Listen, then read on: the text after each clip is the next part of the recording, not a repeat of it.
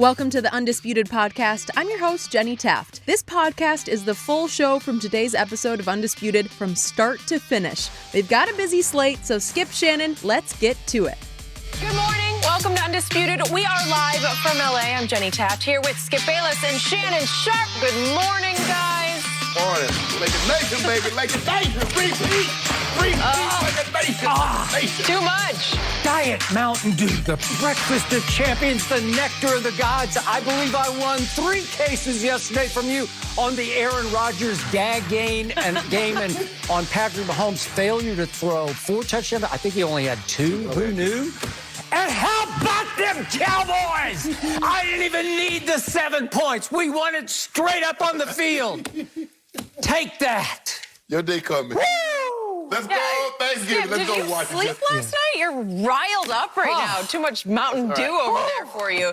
Yes. The Cowboys did beat the Vikings, and this is going to be a long day for me. Skip's Cowboys rode Ezekiel Elliott to their 3rd win of the season against the Vikings on the road yesterday. Zeke had his first 100-yard game of the season, and Andy Dalton threw 3 touchdowns in his return, including 1 to Elliott.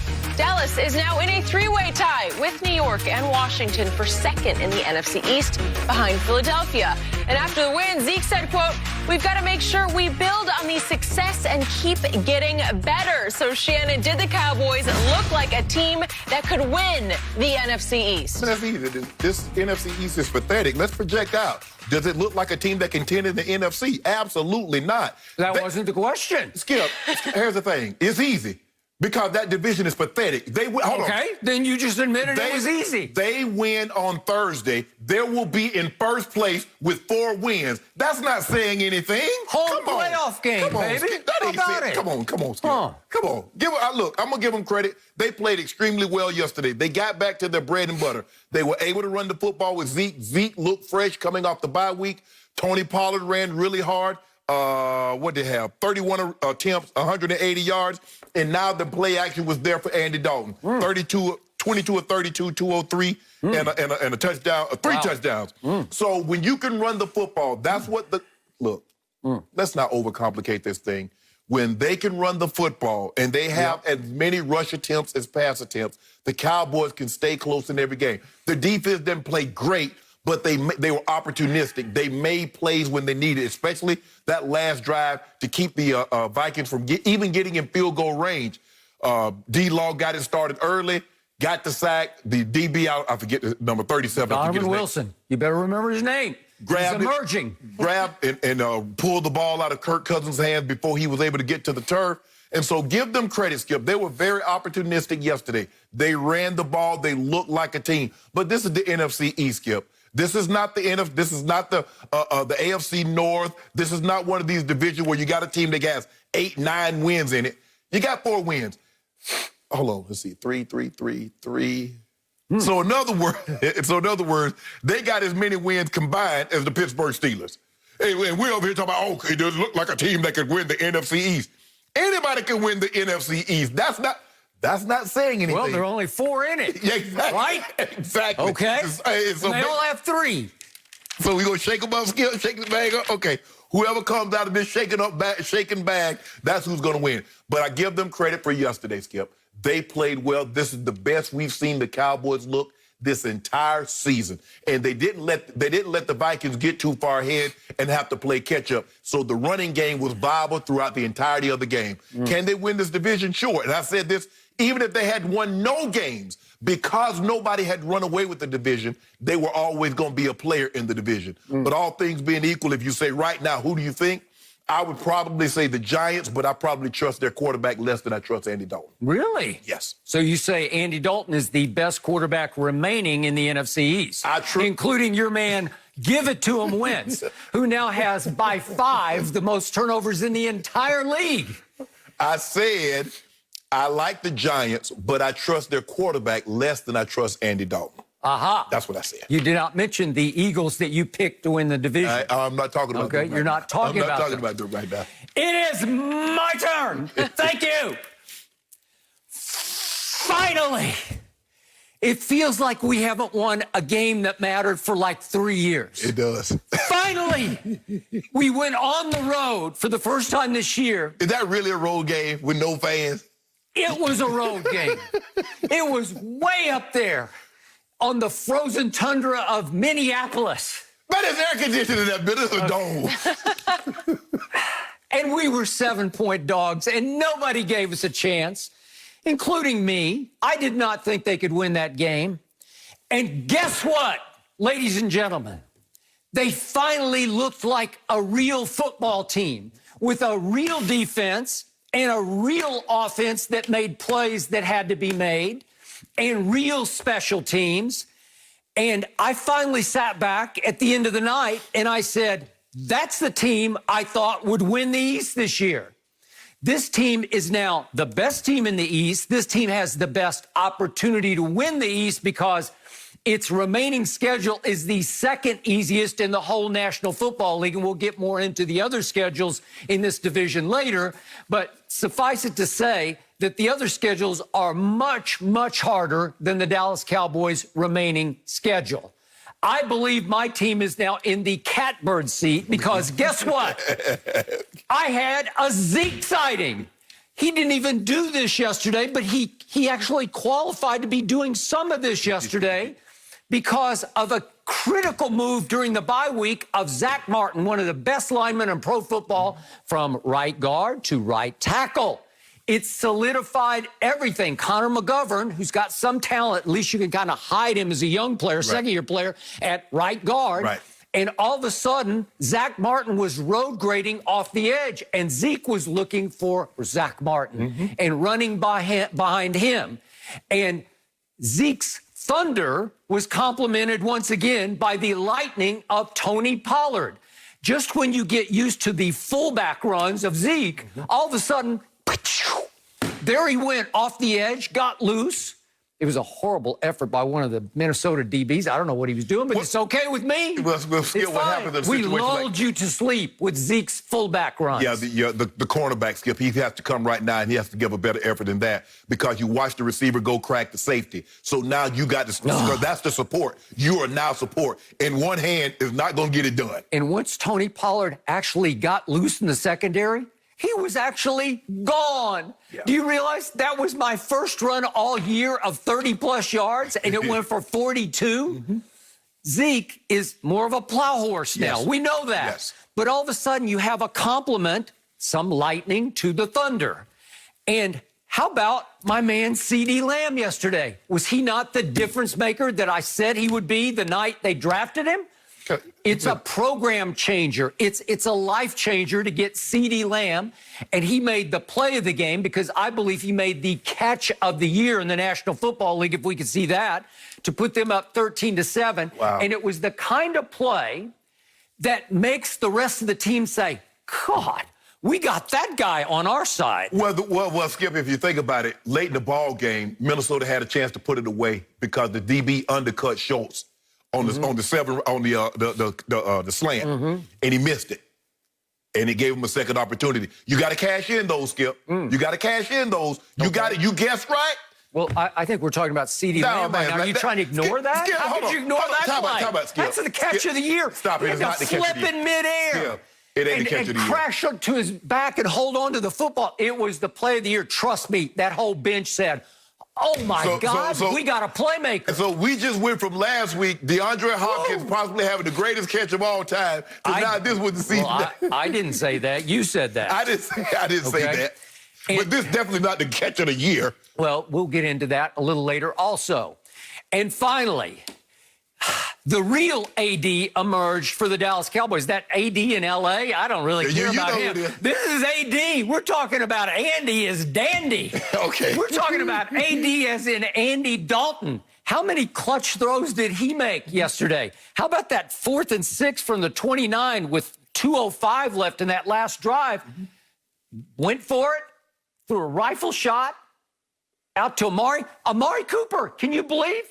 He actually played a road game and actually caught some big balls. Amari, who disappeared on the road all last year, he finally came to play away from Jerry World. What a catch, what a throw. What a play. That set the tone for the game-winning touchdown to Dalton Schultz. Well, Skip, there's really nothing he can do. They know they're playing two-man. They're playing inside leverage. So all Amari has to do is just get a nice release, and he's home free. It takes guts. It takes a throw. Yes, you got to throw it hard, and you got to throw it true. Yes. And it was all of the above. Yeah. Which brings me to my defense and the guy whose name you don't remember, but you will. Donovan Wilson. I've said on this show before, I loved him when he was at Texas A&M because he blew up everything that got in his way. Sometimes he blew himself up too. But he was a 6th-round steal for the Dallas Cowboys 2 years ago, and he is just now emerging as a safety that we never had. So he makes 2 plays that changed the game. You mentioned one. It was a DeMarcus Lawrence sack, but it was a blitz, which I think it might have been the only blitz that Mike Nolan called the whole day, which was driving me out of my mind. But Donovan Wilson rolls over on Kirk Cousins and just flat out pops him right in the breadbasket and takes the football away from him. And it was a huge play because it gave him a short field early touchdown. Right. And guess what? Kaboom. Kirk got a little whiplash on that play. That was a solid hit. Yeah, absolutely it did. And speaking of solid hits, how about later in the half with 1:03 left in the second quarter, Dalvin Cook catches a little ball over the middle, and kaboom! Laying the wood was Donovan Wilson, and Mike McCarthy after the game called him a flat-out stud. Yeah. A stud. Helmet right on the ball. Boom! That was a legal hit. Yeah. It took Dalvin Cook a while to get his senses back from that hit. I'm happy that he was okay and was able to return, and he got his average. He got his 115 yards. Right. But who would have thunk that my team would go for 180 and they would go for what was their total? 129, I think. Yeah, 125. 125. 180 to 125? Who knew? Well, Skip, the thing is that I knew Dalvin Cook was going to get 100 because Cool was going to stay committed to the running game. And because when you can run it, you see Cousins' number, Skip, 22 of 30, 314, 3 touchdowns with the 1 interception. And that's what you can do when you run the football. You look at Andy Dalton because they can run it. Everybody was wide open, Skip. It wasn't like they were fitting balls into tight windows. It's because you have to sell out to stop their run. If you can't stop the run with your 7, now you got to commit. Guys are going to be wide open. So, Skip, I want to I'm not going to be like you. Because when my team win, you come up with every excuse why they won. I'm just going to say you guys played better than the Vikings yesterday. Vikings didn't play bad, but the Cowboys made plays when they needed to make plays. And that's what you have to do. Okay, so I hate to say I told you so, but I saw this coming. Because what'd you see coming? At Philly, my team with Ben DiNucci at quarterback had the Eagles on the ropes in the third quarter. Am I right? No, you had nobody on the rope with DiNucci. They had a chance to go ahead 16-7, and you know the rest of the story. Yeah. Okay, then against Pittsburgh at Jerry World with Garrett Gilbert at quarterback, really the 4th-string quarterback. Did my team not play well enough to win that game? Yes, they did. The Steelers were looking past you guys. Okay, they may have been, but we had them on the ropes 2 or 3 times, and the referees took Pittsburgh off the ropes. The referees let them out of what should have been in game for them at Jerry World. Well, you got a break yesterday. You only had 4 penalties. They had 8. You had 30 yards. They had 80. Okay, well, I'll take that. And so it balances out over the course of a year. Okay. So, first of all, you should have lost to the Falcons, and there's another game that you ended up with, the Giants. So really, you should have 1 win. You should have 1 win. Ancient history. You know it too. Okay, but Andy Dalton saved the day against the Giants. Yes. With 2 late clutch passes, both to Michael Gallup, who, by the way, had a terrible game yesterday, had 2 big drops. But it didn't matter because CD and Amari overcame it, Zeke overcame it, Tony Pollard overcame it. And yet, now it looks like if you really put a pencil to the schedule and you start doing dubs and L's, it looks like it's going to come down to me to Dallas at Giants in the final regular season game. And I will give you, the Giants have been playing much better to the point they've looked at times like the best team in the division. Yesterday, my Cowboys look like the best team in the division, and my Cowboys have Washington at home this Thursday, Thanksgiving, and I believe they can win that game. Then they have some hard games left, but they also have a bunch of easy games because They get the 3 division opponents. They play them each one more time, but they get Washington and Philly at home. Correct. They have to go to the Giants for the last game, and it could be coming down to who wins 6 games to win the division. Yes, absolutely, absolutely. And I like my team's chances against Daniel Jones on the road. Your team also, and I think everybody gets Cincinnati minus Joe Burrow. Hopefully he heals up real soon. And again, it's but the Giants go at this weekend. Right. And then we have a game at Cincinnati. Right. We have to go to Baltimore, but so does, I believe, Washington has to go to Baltimore. But that's not the Baltimore that we were thinking and everybody envisioned at the beginning of the season. It is not. But do I think my team can win at Baltimore? I don't. But I don't really care because they've got Washington, Philly at home and Giants away. And my team plays well against the Giants. My team, the only team in the division that we have beaten is the Giants. Right. So I like our chances against the Giants because all of a sudden they don't have Saquon Barkley, and my team is starting to show you it won't get run out of the building anymore. It won't give up 307 yards to Cleveland. It won't give up, what was it? Was it 300 yards to Arizona? 240 to Arizona. Yeah. Or to Washington, 200 plus. Yeah. That won't happen anymore. Why is that? Because Jerry got rid of all the malcontents who were just truth-telling in the locker room. They didn't like what Mike Nolan was trying to do to the defense. All the remaining players have bought into the system, as flawed as it might be. I think the thing is, Skip, and also the guys started playing their technique. They had played a very familiar. They had played a technique where you do a lot of slanting, and guys were wanted to freelance. And in this defense, you can't do that. And we're going to talk about the Raiders. It got the Raiders beat last night because everybody slanted inside. They washed it down, let my homeboys get to the edge, and he took it long. Like, oh, there you go, Travis. And he threw Kelsey the ball. Skip, but when you look at this, the Cowboys do have the easiest schedule because I'm looking at the Giants' schedule. They still have at Cincinnati, minus Joe Burrow, but they're at Seattle. Get Arizona. Now, how Arizona's going to be in the cold, it's going to be real cold come December. And they still got Cleveland. They get Cleveland at home. They get Baltimore, go to Baltimore, and they get Dallas in their building. Okay. So of the teams, them and Philly have the toughest. Cowboys have the easiest, but here's the thing. Can the Cowboys capitalize on what they accomplished yesterday? Because if you don't, yesterday didn't even matter. Okay. Well, most players will tell you, most good players like Tom Brady will tell you the NFL doesn't even start until Thanksgiving. So I'll say the NFC East is starting on Thanksgiving. It is. Well, normally teams have you play 10 games. You like to feel somewhere you're like 73, 8-2. But hey, we'll take 3-7 right now and be right smack dab in the middle of a division lead. Speaking of smack dab in the middle, there's a new player who has come back, and I told you on Friday, has changed life on the defense, and it is the Wolf Hunter. Oh, yeah, he's Leighton Vander Esch is a stud. Yeah. Leighton Vander Esch will stick his nose in the hole. He will take on Dalvin Cook, as he did several times yesterday. Just head-to-head, mask-to-mask. He's not the greatest in coverage, but as far as stopping the run, he will get there, and he will deliver a blow. Yeah. And it's changed the whole sort of solidarity of the defensive front. They're trusting that he will get where he's supposed to be and smack somebody. Get everybody else lined up. And Jalen Smith never seemed to be where he's supposed to be. He runs around. Sometimes he gets his hands on the ball. More of a Willie. He's more of a weak side backer than a middle backer, Skip. Because a middle backer, you can't run around. Because if you run around blocks, the running back is right behind that block and he's going. Wolf Hunter is taking people off. He reminds me, and this is way before people time, and I know you remember him, John Offerdahl played with the Miami Dolphins. He's big, rangy like that. And you look at him like, man, I'm finna run over this dude.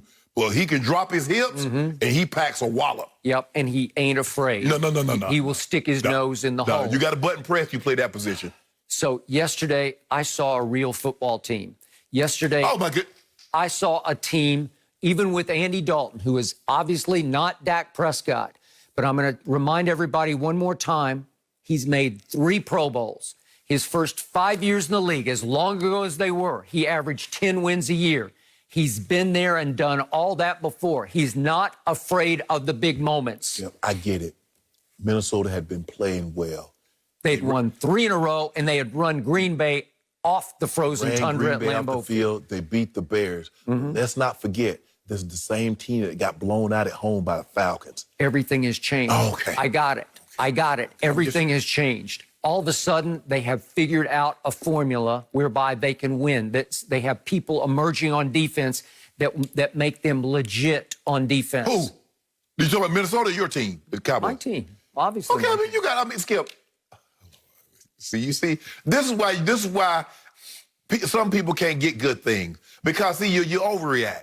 And see, you get a little good win, and here you go. Now you're talking about you're going to challenge in the NFC. Stop this. I didn't say challenge the NFC. I just said we're about to have a home playoff game, and then we'll let the chips fall. And the trip go follow your head. Okay. Skip, you know you're not beating anybody. Probably not. And I'm willing to say goodbye high draft pick. We just lost it yesterday, and that's okay.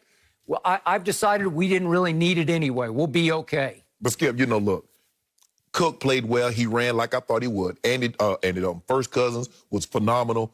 But there was a big drop on the final drive by Jefferson. And what he's going to have to understand as a rookie in situations like that, understand the situation. The most important thing is the first down. Not run after the catch. Just catch the football, secure the football. See, Skip, that's all you got to do. Just secure the football. Everything's going to be okay. And that's something that you learn over time. He'll get better at this because the kid is a phenomenal talent. He's a phenomenal talent. He's gotten a lot of buzz, a lot of hype. And CeeDee Lamb went in there yesterday saying, I'm going to show you. And he did with the catch of the year. He had a couple other big catches and big moments. Yep, that was not the catch of the year. CeeDee Lamb, stop saying well, it just was. So in the biggest picture, I'm looking at Andy Dalton as good enough to win. Who's better than Andy Dalton in the division right now? Seriously. Skip the division. Alex Smith had a bad game yesterday, and they survived. They want the defense. I mean, the defense can get after you now. Jack Del Rio, they get after you. They got a lot of high draft picks on that defensive line. They can come get you. And the question is, can you hold up to probably take advantage of the secondary? The Giants have a good quality team, but do I trust their quarterback? Because he'll turn the ball. He's a turnover machine, too. We talk about walking to him, and rightfully so. But he's a step behind walking to him as far as turning the ball over. And then that dumpster fire that they got going on in Philly. Hopefully we don't have to talk about them. But your team won. I'm going to give you credit, Skip. It's your day. Hey, get your flowers. I'm going to give you your flowers, your perfume right now. I want you to enjoy it. But your day coming. Well, my day's coming just in 3 more days because it's going to be Happy Thanksgiving at Jerry. And they going to be okay? Yeah. Okay. We have a debt to pay the Washington football team. Why you going to pay that? Well, they even, how cheap of a shot was that on Andy Dalton? We got no cheap shot. What no cheap shot? No mercy. Hey, Undisputed listeners, I wanted to tell you about our brand new Fox Sports app and website, foxsports.com. Reimagined for the modern sports fan. Go ahead, download the new app right now. You don't even have to pause this episode. Every day on the new app and website, you'll see the top stories in sports, plus a rich world of written content, videos, social media, and analytics to give you a 360-degree view of the most important stories of the day. Streaming live TV has never been so easy or elegant. Every Fox Sports game, including all pregame and postgame shows, are just one click away. For the extra invested fan, we also go deep with real-time wagering lines, trending prop bets, win probability, and key player projections. Download the new Fox Sports app or visit www.foxsports.com now. No mercy. Both LA teams have been busy in NBA free agency. The Lakers officially signed Montrezl Harrell after winning 6th Man of the Year award with the Clippers last season. The Lakers have also reportedly agreed to a 2-year deal to bring in Marc Gasol, and they signed guard Wes Matthews. The Clippers, meanwhile, made a splash by signing Serge Ibaka to a 2-year deal, but they failed to bring in Rajon Rondo, who went to the Hawks. So, Shannon, who had the better free agency weekend, Lakers or Clippers? What are you laughing about? I can't help it. Because I told Are you laughing till you cry? No, Skip. I just want you to know that we're better today than when we were living a trophy a month and a half ago. Really? Better today than we were a month and a half ago. Did you take delusional pills before the show? I know who didn't get better. I know who didn't get better because you're in the exact same spot. Oh, now, really? Wait. It's not. Is it my turn? No, it's not your turn. Not your turn. Not your turn. Oh, Trev. Trev came to us. He got tired of playing with somebody that didn't practice and played when they wanted to play. I believe it was one of Trez that wasn't happy with what he was seeing. Because him and Paul George, you know, we're like, hey, stop all that talking. Skip, look, the Lakers address need because, look, it's a fast turnaround, and they're going to be some nights that LeBron might sit out, and they got offensive firepower that can keep it going. You got guys, Schroeder can play the point, can create, can take LeBron off the ball. Trez coming off the bench. Wes Matthews, he's going to be our new guy. Probably will be what Avery Bradley. He will probably take the opposing team's best player, Skip. And I like it. I love what the Lakers have done. Rob Pelinka says, I'm not running any chance. He knew that Rondo was going to take the money and run. Oh, Rondo going. We go get Rondo. Rondo didn't want to play with Kawhi. Trez got tired of playing alongside Kawhi. Well, apparently Rondo didn't want to play with LeBron either because he could have just stayed with the Lakers. So, hold on. And get what? We wasn't going to pay that. Remember, we signed him. It was only like $7.5 million a year. Remember, we signed him for $2.5. So that told you what we thought. $2.5. And guess what happened, Skip Bayless? That's what we do. We created a market for Rajon Rondo. We created a market. That's what we do. LeBron get guys paid. Nobody was giving Rondo that kind of money. That's what we did. But we got, you know, when a Gasol come to L.A., titles follow. Hey, Big Brother was there, got two. Now, my baby brother finna come and get one. He's not a baby anymore. Don't do that, Skip. He's a fossil. No. He can't move an inch. He moves enough, Skip. They needed a big. Once they lost Dwight, they needed a big. And they only need a big basically for 2 games, for 2 teams. Nurkic in Portland and Jokic in Denver. That's it. Because we saw what they did most of the playoffs. They morphed. They played Mars, so they'll play Dwight, and then all of a sudden they just went totally small. So now you're completely discounting Big Zoo and Ibaka? Skip. You don't think you need a big for that? First of all, if Ibaka hadn't earned that name, it's been over 6 years since he's made all defense. As a matter of fact, did you know this, Skip?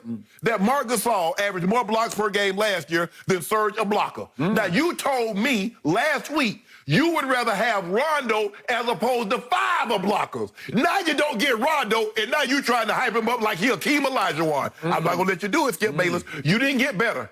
You did not get better, but we did. Is that all you got to say? Love it. Oh.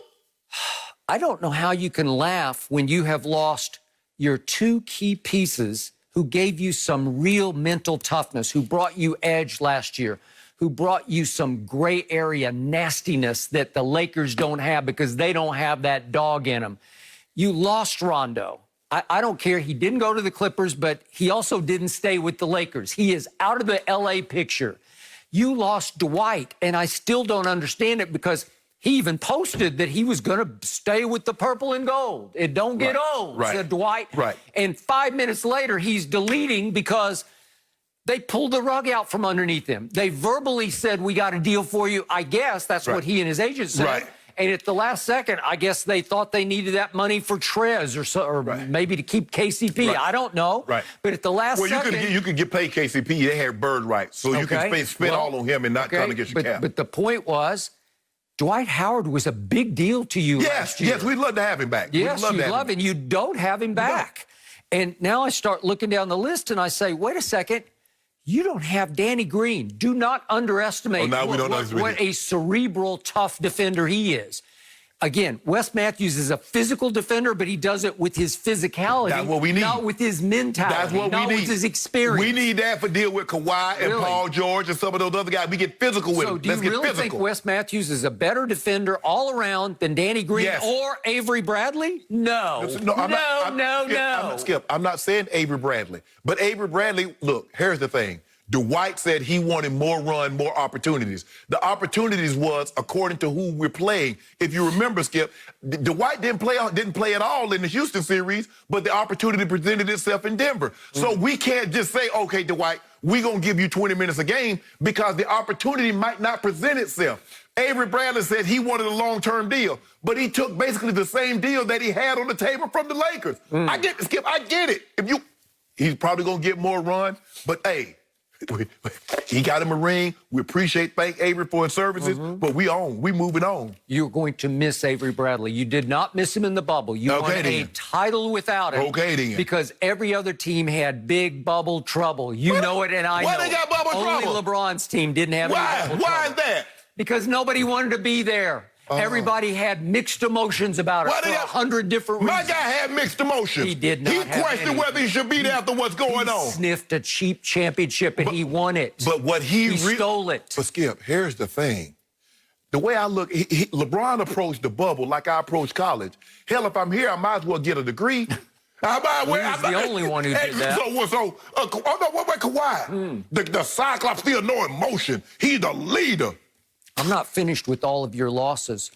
You lost JaVale. JaVale was a big deal to you. He didn't just block shots. When he blocked them, they stayed blocked. He was blocking them up into the 40th row. Yeah. He brought energy. He brought intimidation, and he was a starter for you, and he is not there anymore. Yes, we traded him. We knew because they wanted Marc Gasol. Okay. Marc Gasol can shoot the three. Is he as good a rim protector? Probably not. But he's a better passer out of the post than JaVale McGee. Would you agree with that? Yep, he is. But is that what you want? Is a passer out of the post?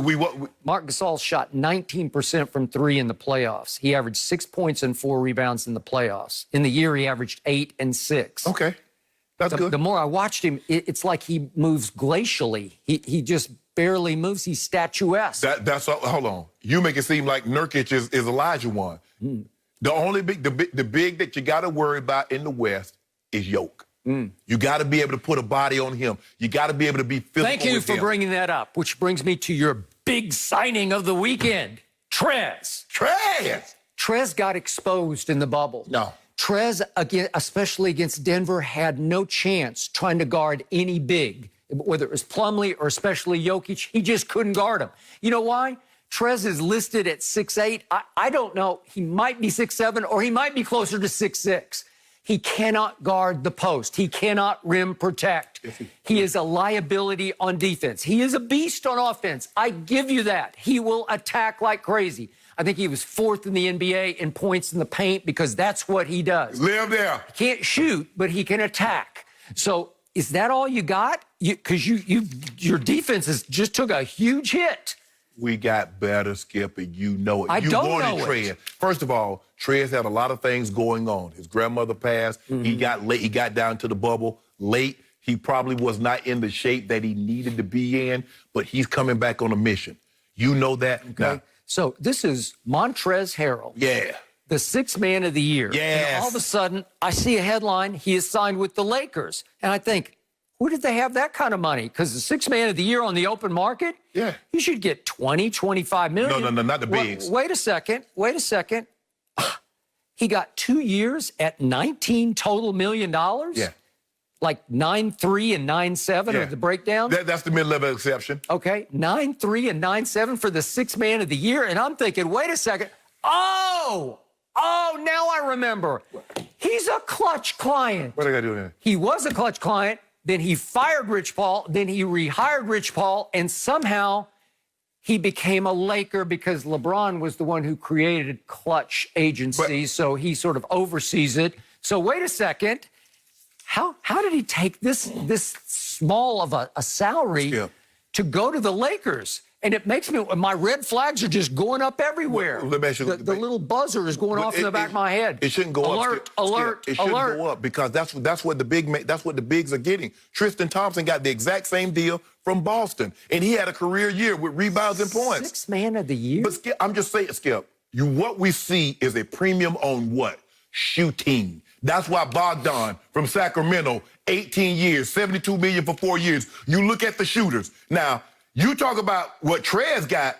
You tell me how in the hell Gordon Hayward got $20 million. Okay, well, that's a whole nother issue. But I've been saying that for years.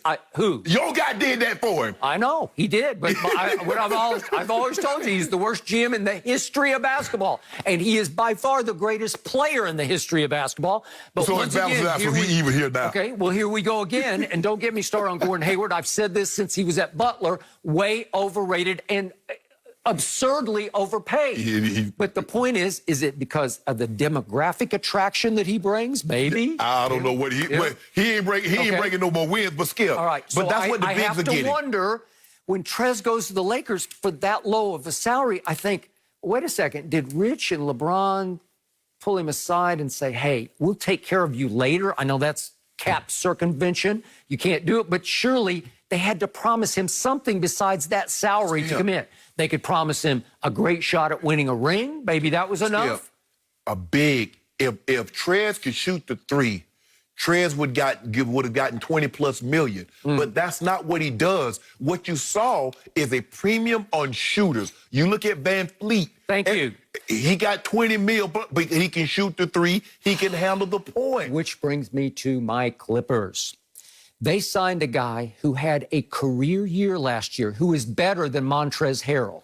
And I'm talking about Serge Ibaka, who shot 39% from three last year, had career highs in points at 15.4, had 8.2 rebounds. That's 15 and 8 coming off the bench. That's better than Montrezl. I'll take him. What did Trez He's have 7 feet tall. I'll take 7 feet over 6'6" any day. First of all, what did Trez? Hold on. If he was so good coming off the bench, why wasn't he sixth man of the year instead of Trez? That's a good question. That's a good question. I don't know. He wasn't even second. Schroeder was second. I don't know. 15 and 8, that's pretty great, I would say. And he's got experience. He's got championship experience. He loves Kawhi. What'd it do, baby? Remember that video? Yeah. He posted that. That was from Serge. What'd it do? Lose? Yeah. Lose? Yeah. Well, here comes Serge. And I told you, this slipped under the radar. It was the first little move of free agency. It's a little big move. Luke Kennard is a 40% three-point shooter and had a career year last year. He averaged 16, 4, and 4. And he's added to the Clippers bench. He will just come in at 6'5" and light you up. You said that exact same thing about Landry Shamet. But I tell you, one of the guys that got away from y'all that went to Denver, Jermichael Green, you gonna miss him. We're okay. We signed Patrick Patterson, re-signed him. Marcus Morris. Now we're in the market for his twin brother, Markieff. We get him. It's Lakers, Clippers. Well, they're battling. Mark Stein just reported it's come down to those two, 50-50. Let me ask you a question. Would you go with your twin or would you go with LeBron? I don't know. You want to win a title? Yeah. You want to win a title? Yes, you would do. you go with LeBron? Yeah. Well, you already won a title. You want another one. You want another one. I want to stay ahead of my brother. Man, I got to tell you. And then I don't know how you fit KCP under your cap. I don't know. Maybe clutch clients don't count against the Lakers cap. That's a new rule. You understand? It's called LeBron rights. First of all, it's called the bird rights. It's called and the LeBron NBA said is what it is. Skip, they try to entice your guys to stay. It's called the bird rights. 3 years, one team. You get the opportunity to just go over the cap, and it doesn't count. Okay. So don't do that, Skip. Okay. You know. I will admit to you, the one crushing blow of the weekend was, now Rondo left the Lakers, so that's good, but he did not come to the Clippers, and I have no idea why not. I told you. No idea. Skip, you did not tell me. Yes, I did. Skip, 2 years, $15 million guaranteed. Okay, they had 9.3. They could have offered him $9.3 million for 1 year, and then who knows? You win a championship, you get another big year. I can't do that. I can't do the who knows. Oh. I can't do who knows. So you want to go back up Trae Young? Yes. After they had signed Chris Dunn to be the backup already. So now you got two backup point guards. No. Chris Dunn gonna be the two guard. They're gonna be tremendous. Oh, Skip, He's they a got point guard. Skip. They got to get tougher in the backcourt because they don't play no defense. Okay. Trae ain't trying to play no. Ain't nobody trying to play no defense. So you're going to play Rondo and Trae Young at the same time? No. They're both 6'1". Skip, no, I'm just saying he'll give Trae an opportunity to get off the ball some. Off the ball? Yes. 6'1"? Yes. Why? Because Skip, you want a man to play 40 minutes a night every night? He averaged 10 assists. He's a point guard. Rondo said, you know what? I will get greater satisfaction as tutoring this young man as opposed to going in. He heard all the stories about Kawhi. How am I going to build up chemistry if the guy don't practice, if the guy playing every other game? Well, all I know is the team that was favored by all the odds makers to win it all going into this past year's playoff that just ended a month ago, that team was the Clippers. They were favored to win it all going into the playoffs, and they upgraded with Ibaka over Trez. And they upgraded with Luke Kennard, and there's still Pat Bev at point guard, but that's okay because with Pat Bev at point guard, they were still favored to win it all. Let me ask you a question. what was the #1 issue in the offseason that the Clippers needed to address and yet failed to address? Well, that was what we said. That's not what they said. Maybe they got better ideas. So why would you even go after Rondo? Why would you even mention Rondo if you good? They didn't go after, hold on. I don't know if they even went after him. I have no idea. I thought they were. They went after. They went out, but hold on. I'm just trying. Help somebody, please help me understand. You lose 4 games in one series. We lose 5 games throughout the entirety of the playoffs, but somehow you guys were better than we were. Well, that's what the odds maker said. Oh, so again and again. I thought you said you don't listen to the odds maker. I'm just telling you what they said going into the playoffs. But it's not like the Clippers are a public betting team where you have to overvalue them. Let me ask you a question. If you had a betting ticket, and you had a betting ticket for the Clippers and you had one for the Lakers to win the title, which one paid you money when you slid it up under the cage window? You lucked into it. Don't look at it. Don't do that, Skip. Don't do that. We got better. Oh, Go Jay did it again. I don't think you got better. I just convinced you got worse. This is what we do know. Old Goat James is a better general manager and player than you know who. Oh, so now you're admitting publicly that he pulls all the strings, right? I mean, hold on. Don't do that, Skip. Don't do that. Because you see what got James Harden ticked off? Because teams not conferring. I'm sure Rob Pelinka said, Bron, what you think about this? AD, what you think about this? Yeah. Bron says to Trez, listen, when all's said and done, when the cruise over, I'll take care of you. I'll get you a big job with whatever it's called, Spring Hill. Or he'll have his own production company. Trez is on. Can you imagine how many lobs Trez go get?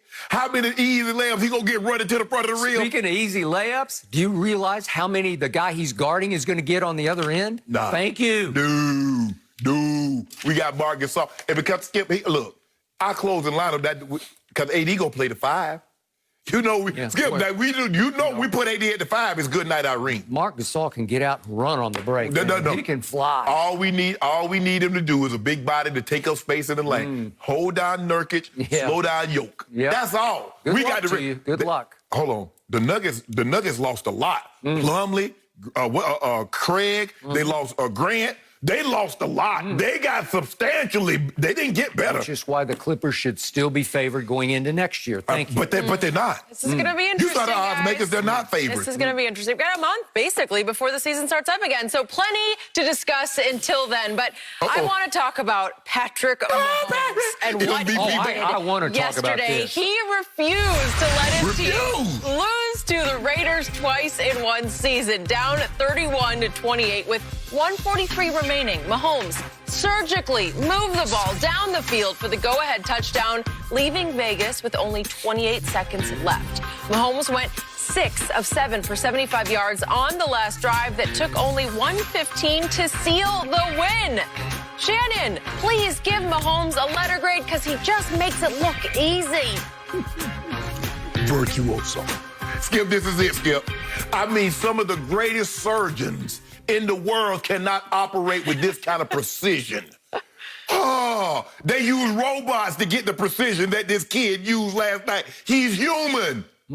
Skip, this is unbelievable. We've never seen anything like it. We've never seen anything like this. A guy that has the leg, that have the arm talent, the ability to throw from platform. Skip, the throws that he can make. There are very few people that can make them. You have to have had an extensive background in baseball to be able to run and to drop your arm and to throw the plays that he was throwing to Kelsey, the throws that he was making, Skip. And everybody can't do that. And he does it with ease. And you thought, I know what you were thinking. You was going to come in here and talk about, I just don't see, I just still have my doubts. He's removing all doubts. Skip, is it my turn? No, it's not your turn just yet. I mean, got the ball back with 1:43. Was there ever a doubt in your mind? Did you actually think the Raiders was going to stop it? I didn't think you did. 34-45, 348, 2 touchdowns, and the one interception was not his fault. Robinson, in that situation, just put your foot in the dirt and come straight back to the quarterback. The DB is behind you. If you fall away from him, he's going to hit the DB in the chest, which he did. If you see Mahomes come straight back to me. Skip, why would he fall away? Look at this. Where are you going? But anyway. Is it my turn? No, it's not your turn. I got lots of answers. Well, answer this. Yeah. Answer me why the guy has the highest QBR. He got an 85. That's #1 in the league. He's on pace to... Is it the best? Is 85 the highest QBR in the league? Yes or no? Is it my turn? No, it's not your turn. Give me a chance. Why you don't want me to hear? My guy is 26-2. 26-2 with 3,000 yards. On pace to throw for 40 and 5,000 again. Don't be surprised. Skip, he's the best thing. He's the MVP. He's the best. He's the best player in the league. He's the best quarterback in the league. And I don't like being the bearer of bad news, but here I will be the harbinger today. It ain't close. Okay, my turn now. Finally, take it away. So we were supposed to give a letter grade, and I didn't hear I one. gave him A plus. Virtuoso, magnifico. Plus. How many pluses? 10. Magnifico. 5 pluses. Yes. Okay. Bigger than the Beatles on the Ed Sullivan Show. It's bigger than that. Better than that? Better than that. I want to hold your hand. Okay, my turn, finally. I'm going to be generous and give your Mahomes boy a B for that. A B? Night. Do you realize his degree of difficulty was absurdly, laughably low? Do you realize 10 Raiders on defense were on the COVID list all week and could not practice? Do you realize they couldn't get ready for Patrick Mahomes with 10 players not able to even put on practice gear? Do you realize 3 starters couldn't play because of COVID? Corey Littleton, who is really, they've raved about him as the guy who solidified the whole defense at linebacker. No LaMarcus Joyner, no Cleveland Ferrell.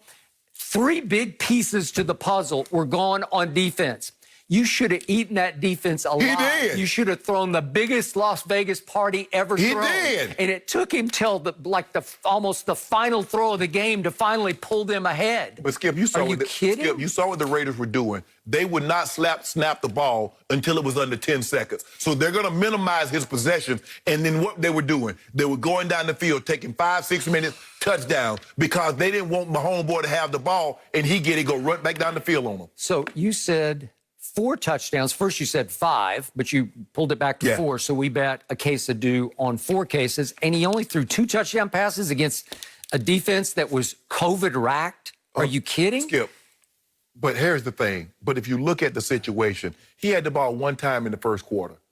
So if you're going to minimize his possessions like that, yes, their defense, Skip. The first touchdown pass was about as cheap as it gets. What you mean? Little sort of sidearm flip out to Tyreek, who just I know your guy is the king of the 1-yard touchdown passes. How many does Mike Evans have? I don't care. We're talking about Patrick Mahomes. The best quarterback in the NBA. Would you believe that he got outplayed for a second game this year by Derek Carr last night? By Derek Carr. How? Check this out. You love QBR. You've been throwing it across the table at me. Derek Carr had a 95 QBR last night. Your guy had a 91, which is good, but it's not better than Derek Carr. And by the way, recently those 2 teams played at Kansas City. And the Raiders, the visiting team, won 40-32. And guess what? Derek Carr had a 90 QBR, and your guy had a 72 in that game. But what's the difference? So what transpired? So what was the difference? Well, the difference was that the Raiders took a victory lap around the stadium. And guess what we did? Yeah. We took a victory lap around the stadium and then went to the blackjack table. Yeah, exactly.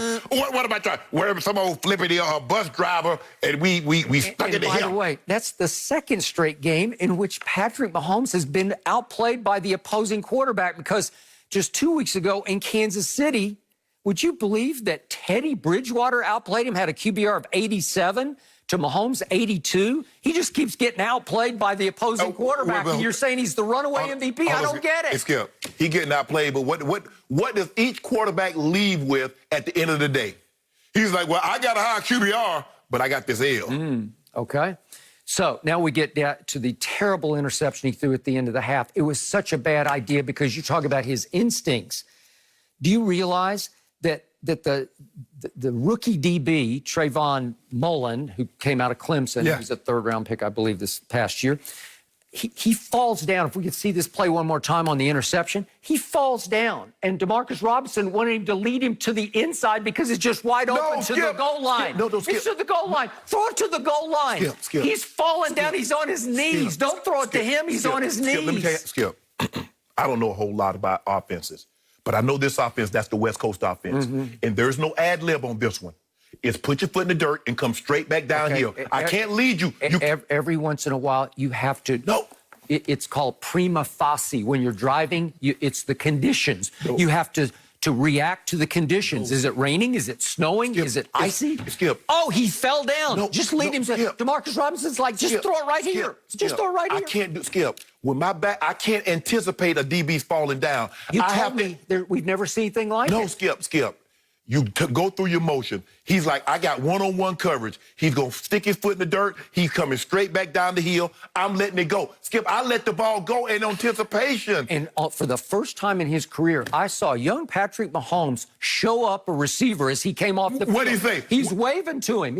Come back. Yes, come straight back. to me. Exactly. And DeMarcus Robinson's probably just saying, no, he fell down.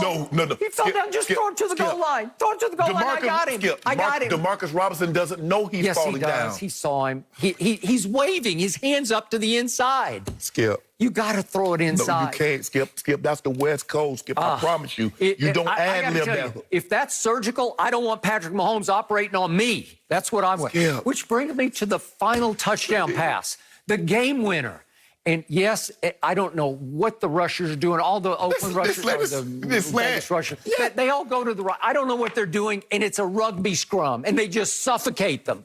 And Patrick Mahomes, he doesn't escape. He just starts running to his right, and they completely blow the coverage and leave Kelsey wide open. And by the way, if that's an on-target pass, I'll eat your hat. That's a breath pass. That was a terrible pass. That's the kind of pass a lot of tight ends drop. That was actually a very difficult catch. He had to stop and come way back to the ball because that guy is the all-time stud at tight end on making circus catches. Skip, if you that lead guy is as good as it gets on circus catches. You do realize you see 20 coming. So you put it on his back shoulder, so therefore you don't run him into a collision. Yeah. Skip, that's the way you do it. He's twice as tall as number 20. But I'm saying, you don't run him into a collision. The point is, Travis Kelce makes him look so much better because he just circus catches everything, and he makes it look like degree of difficulty none.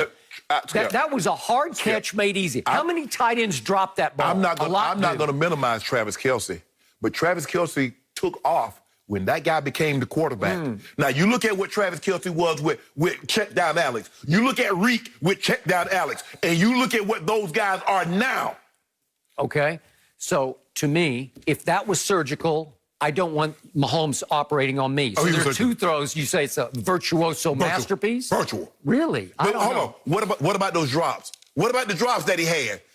Marcus Robinson was throwing. He throw it to him, and he throw it right back at him. The drops were all on the Raiders' side. No, they don't do it. The fullback in the last drive dropped two there. And your boy Aguilar. We've seen that before, haven't we? Here's the thing. Look, it's very difficult to catch a ball sliding. And I really never tried to slide and catch. It was a hard catch. All he got to do, if he just runs, the ball's going to hit him in the waist. I would agree. He slides and it pops. I don't know Don't make the catch more difficult than it needs to be. Run through it. He might still be running with the football. I totally agree. I promise you, on the dead cut that Marcus Robinson, the guy picked, he's got to come straight back. He can't ad-lib that. All right. Does anybody in this league playing quarterback have two more explosive weapons than Tyreek and Travis Kelce? They're off the charts great. Tyreek, every time I watch him, it's like he is a video game unto himself. I've never seen such acceleration. He's so quick. He hits top speed, like instant top speed. Nobody can cover him. They're running in circles trying to keep up with him. So look what he does. He throws 14 balls to Tyreek and he catches 11 for 102. He throws 10 more balls to Travis Kelce and he catches 8 for 127. That's 24 total targets. The rest of the team got 20 total, okay? Because that's what they do. They're going to throw it to Kelce and they're going to throw it to Tyreek. Well, I mean, at some point in time, Sammy Watkins is going to come back and get into the mix. I just don't even know if he's necessary. He's necessary. Okay. I mean, they didn't use Hardman as much as they would like. Robinson, but Skip, it seemed like what they were trying to do, they were trying to take Kelce and Tyreek away and force him to go to Robinson. And he was like, nah, forget that. I'm just going to force feed you two guys because Robinson is killing me. So, I'm being a really good guy today, and I give him a B. Way to go, Patrick. Well, if he got a B for what he did last night, ain't nobody getting no A's. Ain't nobody getting A's the rest of the year. Well, I don't know how you could get an A against that defense. Easy. You didn't say that when they beat him. When they beat him, you come in here, how you lose to little Derek Carr? Really? How did you lose? He didn't lose last night. Almost lost again. He No, he didn't. seems like a tough grade. No mercy. Aaron Rodgers and the Packers saw their 28-14 halftime lead slip away against the Colts yesterday and had to get a field goal with seconds remaining just to force overtime. Green Bay won the coin toss, but a fumble by Marquez Valdes-Scantling on the second play gave Indy the ball on their own 30 for the game-winning field goal. Rodgers finished the game with just over 300 passing yards, 3 touchdowns, and an interception. Shannon, on a scale of 1 to 10, how much was Rodgers to blame for the loss here? Well, he has to take a lot of the blame, Skip, because he had 2 of those costly turnovers. He threw an interception, and the center quarterback exchange. That's the most important thing. And so I don't know, did he pull out early or did the center not get the ball up high enough? But whatever the case may be, we're going to put that out. Rodgers, you're the quarterback. You're the best player on that team, so I'm going to put the blame on him. And then the Valdes-Scantling, Skip, the 4 turnovers killed him, and Scantling's on him the end. That was basically game, set, match. But their defense isn't very good, Skip. And we've seen that over the last couple of weeks. We saw that they probably should have lost to Jacksonville had they had any competency at the quarterback position. We saw Minnesota run them off the field. We saw Tampa do a number on them, and they just couldn't stop them. And so we saw this again. Phillip Rivers was doing damage. They ran the ball. They did whatever they wanted to do. The Packers, there's no shame in losing to this team. They're going against the number 1 total defense, number 2 pass defense. And they're basically, Skip, they're very simplistic in their approach. We're going to play cover 2. We're going to line up in it, and we're going to play it. And I remember going against teams that played a lot of heavy cover 2. And I go to TD, I say, TD, run their ass out of this cover 2. We need them to drop that safety down so we get some one-on-one coverage. Run them out of it. Well, What happened on that interception with the cover 2 corner? your guy, Aaron Jones, what did he do, Skip? Now, you tell me Aaron Jones is the guy. 10 for 41. Pretty good. That's 4 yards a pop. 18 Give it to him 25 times. 18 for 66. Aaron Rodgers was 27 of 38, 311, 1 sack, 3 touchdowns, had a high QBR, actually had a 76 QBR, which was the 7th best of the day. Not bad. Not bad, huh? Could I interest you in that? Well, can I interest you in what I'm about to say? Yeah, you interest me. The only thing, look, he took the L. 29 touchdowns, 4 interceptions, slightly less than 3,000 yards. Aaron Rodgers having another great season. But yesterday, those 4 turnovers killed him, and he was a large part of that. Okay, so scale of 1 to 10, you'd give him a 5 maybe for blame? No. I give him... I'll give him a 3. A 3? Yeah. Okay, so he deserves 3 on a scale of 10 of the blame yesterday. Okay, let me explain to you why he deserves at least a 9. And once again, I'm being a nice guy. I'm being a really nice guy. This is a transcendent thrower of the football, says this man across from me. This is actually the greatest thrower of the football in the history of the game, says the Hall of Famer across from me. Only temporarily. Right? Only temporarily. This is the man across from me, the Hall of Famer, who says it's neck and neck in the MVP race. That's what I've been hearing for about a month now, between him and Mahomes. No. I ain't said no neck and neck. I said he was in second. Well, you've had him there. Yeah, well, he was up there. Occasionally you're saying, well, it's getting closer, right? Yeah. Okay, so that guy, I gotta grade him on a tough curve, right? He's up 28-14 at half. Right. 28-14. And he loses the second half 17-3. And the 3 didn't come until a few seconds were left in the second half on a late field goal, right? Well, I fought them for that because I thought they played for the tie instead of going for the win. And Aaron spiked it twice, and I couldn't quite figure out what he was doing because he seemed to have lost his time management equilibrium. He just seemed to be a little bit out to lunch. I don't know if he and Matt weren't on the same page. Why? What would you have him do? Well, go for it. Throw for it. Go for the throat. You're the greatest thrower of the football ever. Well, he missed the throw, Skip. I was going to show this, but if you notice the last on 3rd down, he threw it to Devontae, but he had Robert Tonyan. He worked the wrong side. He worked the high side. Okay. He should have worked the weak side, but he had his mind made up. Okay. If he doesn't make his mind up, because look at this, Skip, okay? He's going to Devontae. But if he works the other side, look at this. I thought he was Aaron bleeping Rodgers. I'm just Skip, the man's human. Well, he was so human in the second half that here are their possessions. They go punt. They fumble the kickoff. That's a problem. That's Darius Shepard, who he completely missed against Philly last year. Remember when he's just waving over in the side of the end zone? Shepard got a reprieve. Remember, he let the ball hit on the goal line. He got a reprieve. Okay. And then he missed on a 4th and 1, and then he missed on the late 3rd and 3 that you just showed. Right. And they had to take the field goal. So here's what he was in the second half. On 3rd down, Aaron threw it 5 times and went 1 for 5. If you throw in the 4th down that they missed, he was 1 of 6 on 3rd and 4th down. Okay. All passes. That's not transcendent throwing. Well, I think the thing is, Skip, is that they probably should have taken it, looking back at it. If you take the field goal, now you kick the field goal to win the game. But they didn't do that. Okay. That's neither here nor there. You have Aaron Rodgers. Let's go back to the 4th and 1, and Matt LaFleur says, let's go for it. Right. Okay, 4th and 1, and if we could see this play, he looks for Devontae, but can't find him because he's triple covered. And so he has to lob one up to Jamal Williams. And it was just a bad idea thrown too far. That's just a bad pass. Yeah. You could be better than that. That's 4th and 1. That's a big play in that game. That's to stop the bleeding. That's to get them regain some momentum. Skip, if you look at it, they got the guy double teamed and they let him go. He's supposed to have more time than that. You got the guy double teamed. How you let the guy split the double team and put pressure on Rodgers? I don't know. But That's maxed up. That's locked up. That's a two-man route. So 1 of 6 on 3rd and 4th down in the second half. All passes, no runs in there.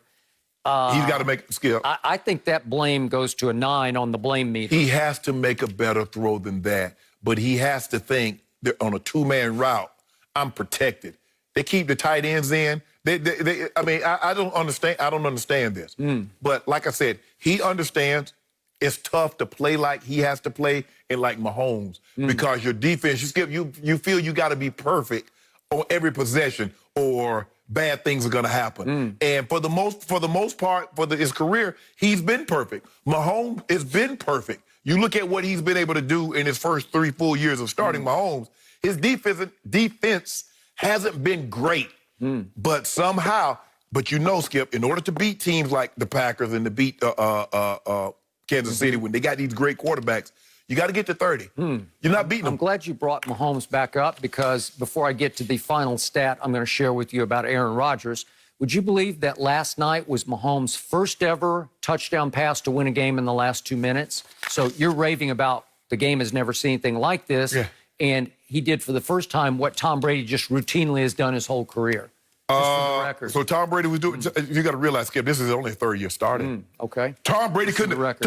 Tom Brady couldn't hold a count of this kid his first 3 years. Stop! Don't do that, Skip. Okay. So let's go back to Aaron Rodgers, the other man you gloat about often on this show. He is now 2-8-1 in overtime games. 2-8-1. And recently we saw him unravel completely psychologically at Tampa against Tampa Bay. I saw your guy do it 2 weeks later against New Orleans. And guess what? In that game, after jumping to an early lead, he fell completely apart and could not score in the last 3 quarters. And in the second half yesterday with the 28-14 lead in a big game for them and obviously for Phillip Rivers also, he got outplayed by Phillip Rivers in the second half, a 38-year-old quarterback. Yeah. And he scored You make it seem like Rodgers 22. 3 points. Let me ask you a question. Who played worse? Did Rodgers play worse against Tampa or did Brady play worse against New Orleans? Just take your time. Well, all I know is the question that Jenny posed is about how much blame I gave him blame. Okay. You gave him a 3. He has to play better. A 3? He has to play better. The other 7 points of blame? Shepard fumbling the football. Yeah. The defense gets a lot of Skip. Come on now, Skip. They got two big dogs at the Preston Smith and Zadarius Smith. They're not. Come on, bro. Y'all got to stop the run. The worst defensive effort I've seen this whole football season belongs to the Tampa Bay defense against New Orleans a couple Sunday nights ago. That was the worst I've ever seen this whole year. What is Brady? So what was the blame for Brady? Well, call timeout to kick a field goal so you don't get blamed. Yep. That's embarrassing. Well, that was 5-5. I'd give him a 5 on that one because the defense deserved 5. So what does the defense deserve in this? This is a transcendent throw of the football. Oh, so what's Brady? What's Brady? You told me Brady go. Well, he is the guy. I don't tell you. Everybody tells you. Well, how'd it go on to score 3 points? What goes you know score 3 points in a game?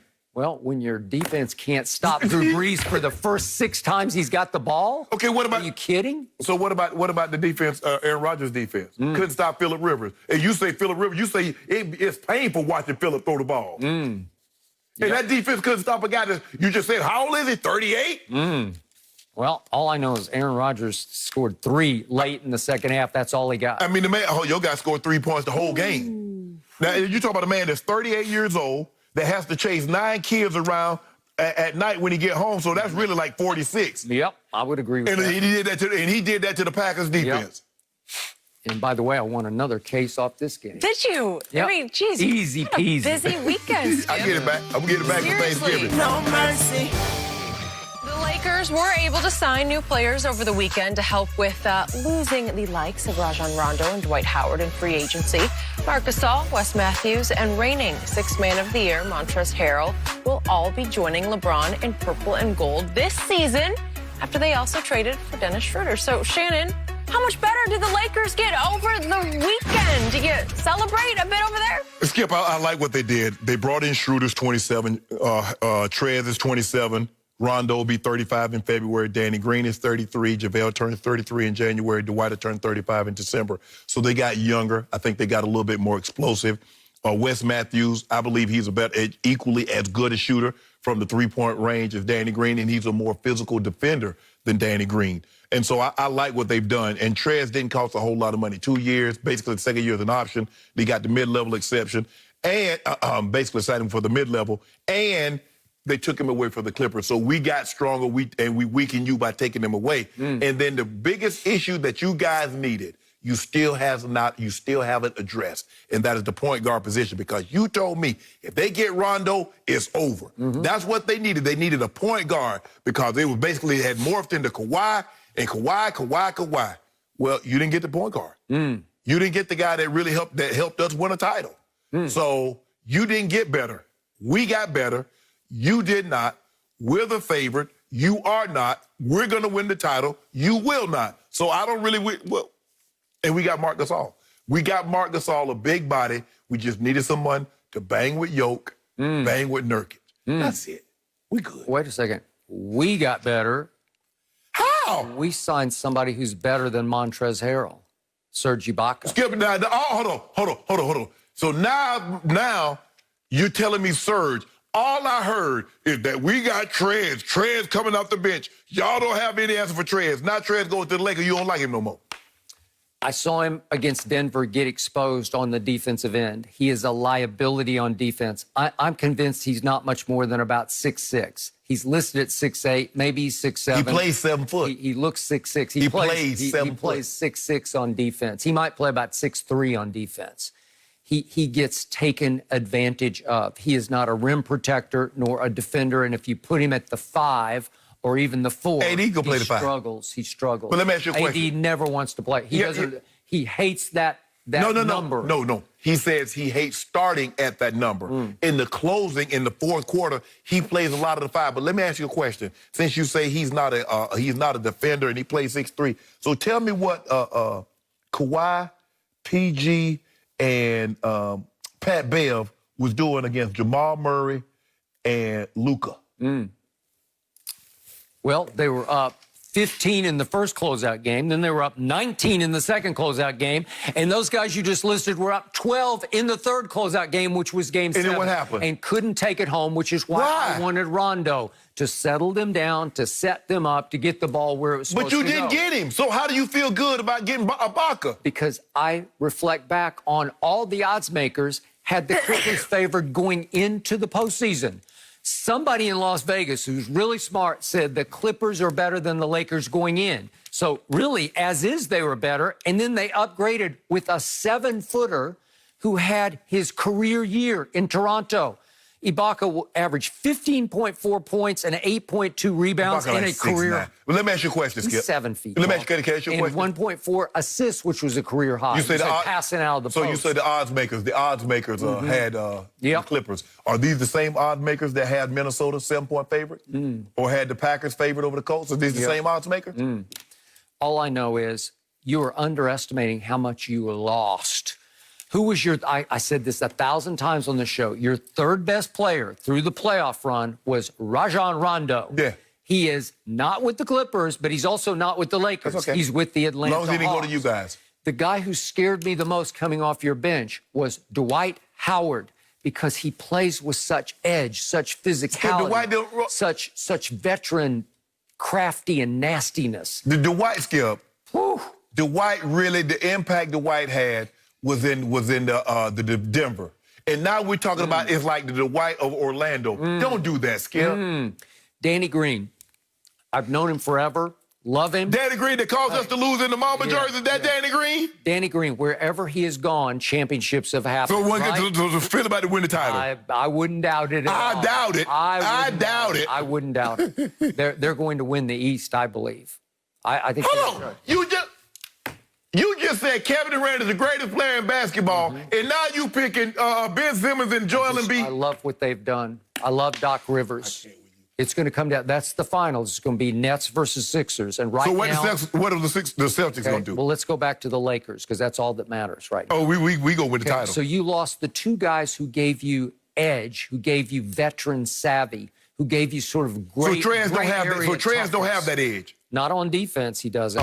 So what about offense? And Danny Green is a better all-around defender. He's just smarter. He has a higher basketball IQ than Wes Matthews. Wes Matthews is just a physical defender who plays football.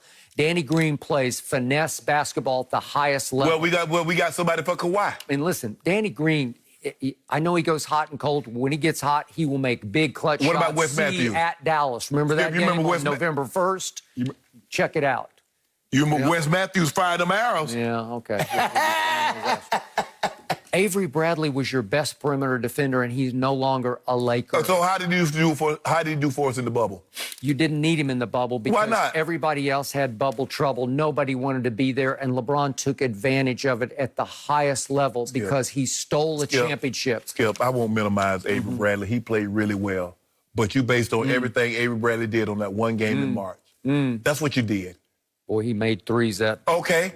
He made threes. So Schroeder can't make threes. He's all offense, and he'll disrupt on defense. Yes. But he's not a point guard. He can't do what Rondo does for the offense. He can't settle it and sort it out. We got Caruso. Yeah. What about the Caruso? He only gonna get better. He may be a starter next year for all I know. You like that? Don't worry about what we got. Don't worry about what we got. He might be starting. We gonna have him in the Caruso. And Love it. Skip, he was starting to get exposed in the bubble. It was reported that Dwight wanted more. He wanted more of a role. He wanted more minutes.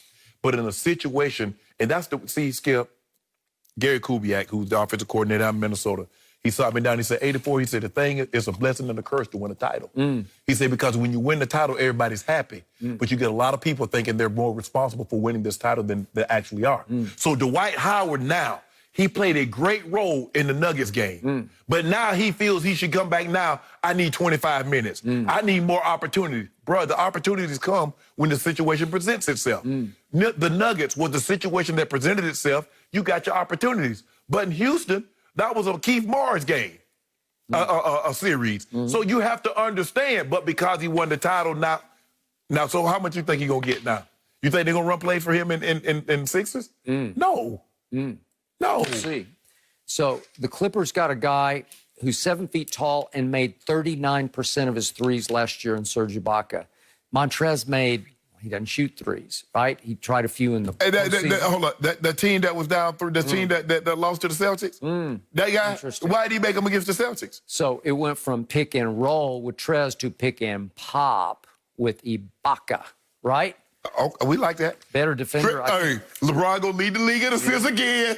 And every time I turned on poor Marc Gasol, and I love him, but he's really getting up there. He moves glacially slow. He is a fossil. But he ain't got. But see, what my guy can do is put you in those spots. You see how Dwight had you thinking Dwight Howard was Dwight in Orlando. You see what he did for JaVale? You get to them spots. That's what my guy, Skip. I got the best pass in the game. So how many more easy buckets? Because Trez didn't have no point guard to know how to get in the ball like my guy can. Think about all them easy buckets he gonna get. Think about Wes Matthews, all those wide open three looks he gonna get. That's what my guy do for you. So Marcus Morris stayed with the Clippers. It's possible Markieff Morris will go to the Clippers. You want to put some dude who come back to the Lakers? No, I won't. I I don't didn't know what think he's so. going to do. I don't have any idea. Guess what? He gonna stay at the Lakers. His brother stay with the Clippers. They still gonna be roommates. No, I think they're married now. I don't think they live together. Yep. No need to be roommates at that point. Yeah. I think Keith married. Marcus married now. Okay. So we good. Luke Kennard is a 40% career three-point shooter who had a career year last year, 16-4. They won 20 games in Coming Detroit. off the bench now. Woo! He will light it up. He will shoot somebody out of the gym. Luke Kennard ain't been good since Duke. That is not Luke true. Kennard ain't been good since That Duke. is not true. Hold on, Skip. They not letting three-point shoot. Skip, they just gave Bogey 18 per. They not letting three-point shooters go like that can light it up like you said he can. All of a sudden, I'm saying, boy, you guys. Who letting what team you know letting guys that shoot 40% from the three just walk out the door? Just let them go. Who doing that? Well, he lost. No mercy. Tomorrow on Undisputed, we'll react to Tom Brady's performance against the Rams in a huge Monday Night Football matchup. Looking forward to that. We'll also continue to break down the latest NBA free agent news and, of course, LeBron's chances of repeating. All that and much more tomorrow at 9:30 Eastern on FS1.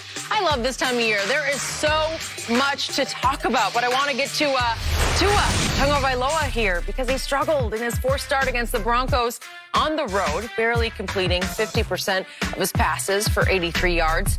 Tua was benched in the fourth quarter for Ryan Fitzpatrick when Miami was down 20-10. The Dolphins still lost by 7 after Fitzpatrick threw an interception in the end zone with just over a minute left. Brian Flores said Tua will remain the starter, but in the moment, Fitzpatrick was the spark the Dolphins needed to try and get a win. So Shannon, big deal or no big deal that Tua was pulled? Well, Skip, it was a big deal because the Dolphins created a problem that didn't need to exist. They didn't have to create this. And it just goes to show you, see, Tua, this is why you don't talk. Man, I thought the NFL was going to be a lot harder. 5 days after he said that, the guy sitting on the bench looking while somebody else trying to do your job, what you failed to do in that game. The easy. But NFL ain't never easy. I've never, ever heard, Skip, and I played in an era with some great quarterbacks, and I've been covering this game for a long time. I've never heard Brady. Brady says it doesn't get easier. Manning says it doesn't get easier. But a rookie is going to say, man, this thing easy. It's easier than I thought it was going to be. Okay, Skip, I didn't second guess this. I first guessed this. I didn't understand why you would do this after Ryan Fitzpatrick was playing so well. Had won 3 straight. Skip, if they had lost 3 straight and he was playing bad, I give you that. I've never seen a guy lose his job after playing as well as Ryan Fitzpatrick played, winning ball games, and he says, oh, yeah, we're going to go ahead and make this move now. You made that move. What do you think the other guys in the locker room are thinking? Now, Doug Peterson says, I don't want to make a move like this because it would send the wrong message to the locker room. What the hell you think the message was being sent? Just imagine, Skip, if Coach Belichick, after Tom Brady wins all those games, he inserts Drew Bledsoe back into the starting lineup. What kind of message would that have sent? You don't do things like this just because, well, we took the guy with the 5th pick in the draft. No. You had an opportunity, and you still might catch Buffalo.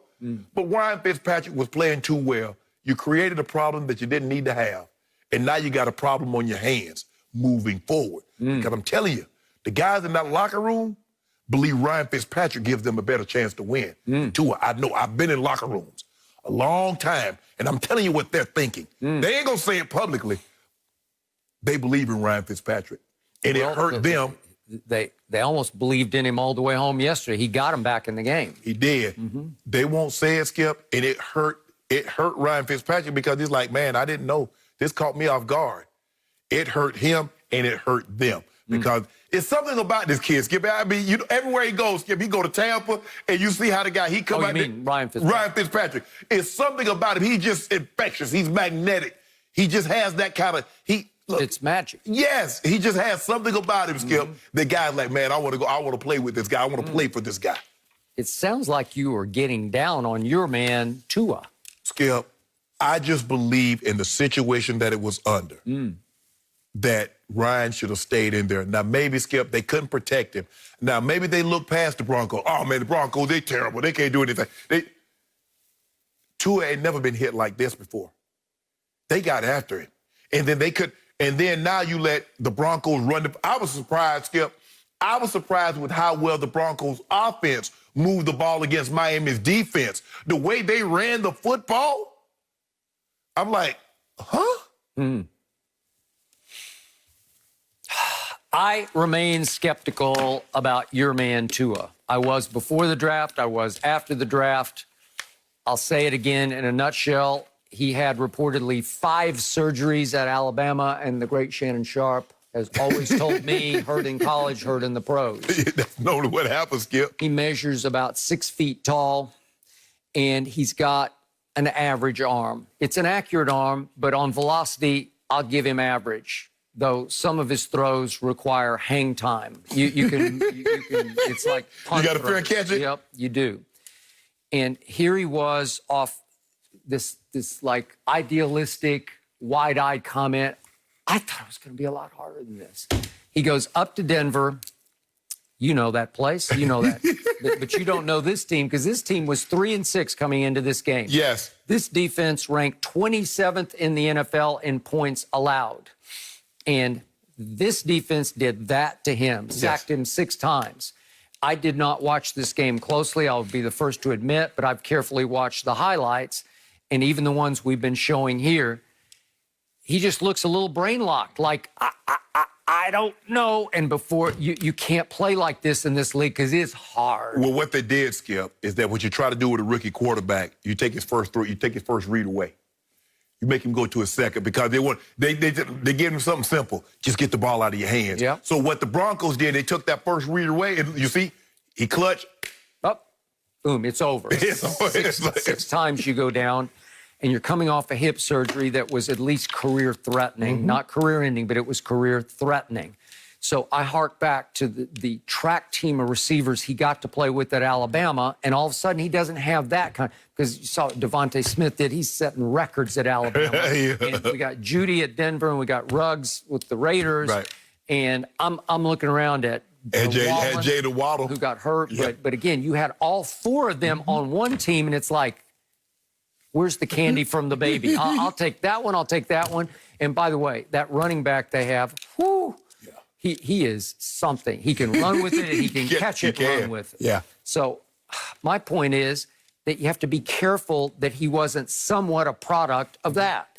So Adam Schefter did report at ESPN that, hey, this is still an audition because they have to make sure what they have in him. They threw him into the fire to make sure because they have such a wealth of draft picks that they can get up into the money picks if they want to. If they buy into Trevor Lawrence, Justin Fields. This is what we do know, Skip. Whomever have those first 2 picks, they don't have enough to give them up because Jacksonville is quarterback deficient and the Jets are quarterback deficient. You're not getting those guys just like they tried to move up to get Joe Burrow. Cincinnati said, nah. When you're quarterback deficient, Skip, you get that guy. I don't care how many draft picks you got. You get that guy. It seems like to me that the Chargers found their guy in Herbert. He makes that team look different. Cincinnati, he makes that team look different. Andy Reid traded up to get Mahomes, Skip. He makes that team look different. You look at Deshaun Watson. When you miss on that guy, Chicago trade up to one spot to get Trubisky. You don't recover. So you better hope Tua works out, because nobody's gonna let you trade up to get Justin Fields or Trevor Lawrence. That's not gonna happen. Okay, you got Trey Lance, you got the BYU kid. You got Zach Wilson, you got the kid from Alabama. Who knows what's going to? Okay, but you're not the top 2. You ain't getting handled. Okay, so you did spend the 5th pick in the draft, but now you're looking over your shoulder at the guy you just mentioned, Justin Herbert. Did you make the right choice? Man, I watched him yesterday, Skip. He can flat out throw the ball. He can fling it. His arm is. It's a big arm from a big boy. He is 6'6". Yes, and he can move. He can. Well, I knew he could run, Skip. Yeah. But you don't normally see guys that big can run that well. I mean, Allen is another guy, but this kid, he made a throw to Keenan Allen. The DB is in perfect position. He turns, and by the time he turns back around, the ball goes through his arm and hit Keenan Allen in the chest. Well, I'm with you. If you're going to go down this Tua road, just stay on the road. Just if that's what you're going to do, and you made the case you shouldn't have gone down in the first place, Let it play out. But they got the draft pick, so they want to find out, that they want to sample what they have in him. Well, I'm sure Brian Flores looked down the list of games, and he sees Jets, because they got the Jets again. So Tua's going to get his second Jets game coming up this Sunday. Yeah, and the Jets, look at it. The Jets not messing up their pick. They're the Trevor Lawrence Derby. Yep. They're going to play hard for like a series or two, let you get out to the big league, play hard to make you think, oh, man, look at the Jets. Man, the Jets' fault. The Jets not messing up their pick. Now, they don't want to go 16-0, 0-16, excuse me, but 1-15 should. 1-15 should do just fine. Dolphins are in a precarious position with this kid. But, Skip, they created a problem they didn't have to create. They could have just let Fitzpatrick stay right where he is. Because I believe they still would have won had Fitzpatrick played. I don't believe they'd have lost any of the games they won with Tua. Do you? Nope. I do not. No mercy. Drew Brees sidelined with a rib injury. Taysom Hill got his first career start over Jameis Winston in the Saints' 24-9 win over the Falcons. Hill finished the game with just under 300 total yards to go along with 2 rushing touchdowns and a fumble. So, Shannon, from what you saw yesterday, if Brees retires, will it be Taysom Hill or Jameis Winston going forward next season? Hell, if the defense go play like that, hell, they can put me in this. You gonna get 8 sacks and 2 interceptions. Amen. I can play quarterback. Skip, I think the thing is that when they signed this kid in the offseason, Sean Payton told him that if something happened to Drew, he would give him an opportunity to start. I believe he made him a promise. Yes. Yep. And he looked better than I thought he would. Because all I'm used to seeing him as Gadget. And you come in and Skip, it's hard to prepare. Skip, it's hard to prepare for a Gadget guy because Drew Brees is going to get 60 snaps. This guy's going to come in and get somewhere between 5 to 7 snaps. Yep. So how much time are we investing? And because the unknown, okay, there's like, okay, and I'm sure Atlanta probably thought they were going to start Jameis. Yep. Because he was the guy that came off the bench. It's hard for a guy to come off the bench, Skip, and then they like go to do a total 180 and go to the what we would soon call him a gadget guy. But Skip, he played well. He threw the ball 18 of 23, 233, 51 yards rushing, 2 touchdowns. But when all else fails, throw it to Mike Thomas. If you throw it to Mike Thomas, you can't go wrong. He targeted him a bunch, and how many targets did he have? Mike Thomas had 12 targets, 9 for Bucs 04. That'll work. Emmanuel Sanders had 5 targets for 66. So, Skip, I thought he did an unbelievable job. The question is moving forward. Do you believe, and it's like you said, whomever we was going to put in here, we're going to have to build a game plan that's totally structured, suited for that individual. Now, Jameis is more along the lines of Drew Brees. Drop back, throw the ball. He's a little bit more mobile than Drew. Not the accuracy, but he's more of a prototypical quarterback. This kid here, it's going to be interesting to see, Skip, because what we've seen guys like this, the league catch up with them if they don't learn how to throw the football consistently and accurately from the pocket. Okay. We see that with Baltimore. So I don't envy.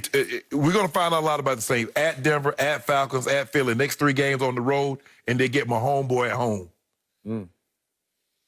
If I had this, even after what I saw yesterday, all things being equal, I think in the offseason, if it comes down, I say they go Jameis. And I agree with that.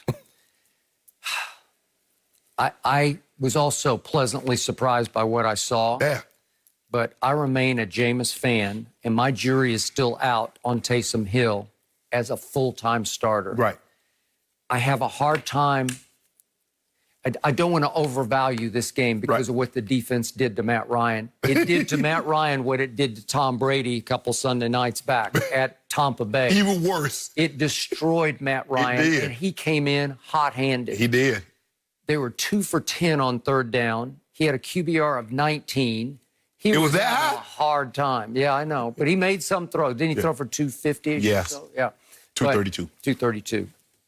But every time I looked up, Cam Jordan was sacking him again. And he was on his back foot, falling backward most of the day. No, Skip, he was 2 of 14 on 3rd down. 2 of 14. I was thinking who was 2. Maybe I was thinking of a different game. 2 of 14. Okay, 2 of 14. It was a disaster for the Atlanta Falcons, who had come back to life a little bit as they changed coaches. So, to me, he did throw the ball pretty well, but a couple of times he tried deep balls. I don't know if the ball was slipping out of his hand, but the one that Emmanuel Sanders caught, if we could see this is a classic punt that Emmanuel Sanders had to reverse field and come all the way back from. I don't know if it's a slip, but he had to stop and come back, and he caught it. The DB keeps running to the goal line, and Emmanuel comes back and catches it for like a 44-yard gain. I don't know if it's a quote-unquote back shoulder throw. No, that'd be the only ain't no back shoulder in the middle of the field like that, Skip. I don't think so. But, again, I don't know if it slipped, and he threw another one down to the goal line that got called back by holding that actually went for a touchdown, and it was Emmanuel Sanders had to stop and come back for it. So I'm not sure about his deep throws, but on his mid-range game, he had it. Yes. Because Michael Thomas buys into him. And I was impressed with what Michael Thomas said after the game, because he said, he's a dog, man. Taysom's a dog. He's a baller. Okay, when you hear that from the guy who was the Offensive Player of the Year, I'll take that to my bank. Right. Because he's bought in. And now we get to the difference. Obviously, those many longtime viewers know I was a big Tebow fan. Right. Okay, what's the difference here in Tim Tebow? Well, the biggest difference is Sean Payton has bought completely into Taysom Hill because he discovered him. Right. John Fox and John Elway in 2011 had not bought into Tim Tebow because they did not draft him. Josh McDaniels drafted him 2 years before. They were stuck with him, and they tried to get him over, let's just get this over with at Miami, remember? And they won in overtime, and here went Tebow mania. So what's the difference that I see between Taysom Hill and Tim Tebow? Taysom Hill is more athletic. He's quicker. Yeah, he's more fluid. He is a powerful runner with athletic ability. With speed, he can run, Skip. He can run. I mean, didn't he time 4.3 or 4.4? Yeah, he like 4.4. Okay, so he can make you miss, but he can also just run flat over you. Right. And yet, he's a pretty good mid-range thrower with a pretty big arm. But Tebow has a big arm also. Right. But the biggest difference to me that I don't yet know, because he was under no duress in his first start, because he was freewheeling because the defense is just carrying you. It's like Tua's first start. Well, what did I see that from Tebow that I haven't yet been able to see from Taysom Hill? Tebow, in the last 5 minutes of all those games he started in 2011, led the league in QBR over the last 5 minutes. And as our man Eric Mangini once said, the later it gets, the more accurate he gets. Well, that was Tebow. Well, is this going to be Taysom Hill in the clutch? Well, Skip, if they defense play like that, they're not going to need him in the last 5 minutes of the game. And obviously, the Denver defense came alive from 1-4 in 2011 and played very well. But here's the thing, Skip. The problem that you have that scares you so much about these guys is that if you run past them, a Kyler, a Lamar, guys that have wheels, where you run past Tom Brady's not going anywhere. These guys going to go get 20, 30 yards in a heartbeat. Kyler Murray, you run past Kyler Murray, he jumps out the window, he gone. You run past Lamar, you gone. So at some point in time, guys are going to start leveling out and not running past them. And so we're going to make you beat us throwing the football. Can he consistently beat you throwing the football? Yeah, I mean, hey, as weeks progress, teams are going to come up with a game plan that says, okay, this is what we do. Now, I'm taking Michael Thomas away.